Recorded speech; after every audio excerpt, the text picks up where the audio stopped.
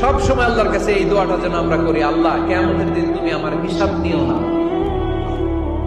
আল্লাহ তুমি আমার বিচার বসিও না, আল্লাহ তুমি দয়া করে আমারে মাফ করে দিও।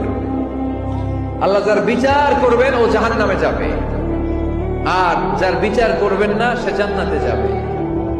আল্লাহ যদি বিচার করে আর পাই টু পাই হিসাব নেয়, নামাজ পড়লি না কেন, রোজা রাখলি না কেন, মিথ্যা বললি কেন, খাদ্যে ভেজাল দিলি কেন, মাছে ফরমালিন দিলি কেন, যৌতুক খাইলি কেন, ঘুষ খাইলি কেন, উল্টাপাল্টা করলি কেন, জিনা করলি কেন, একটার পর একটা প্রশ্ন বানে যদি সেই ভয়ঙ্কর দিনে আল্লাহ আমাদেরকে জর্জরিত করে, আমাদের কোন উত্তর আছে? সেদিন আমাদের বাঁচার কোন উপায় আছে? তাই আমরা সবাই আল্লাহর কাছে দোয়া করবো, আল্লাহ কোনো বিচার টিচার মানি না, কোনো বিচার করতে পারবো না, দয়া করবা।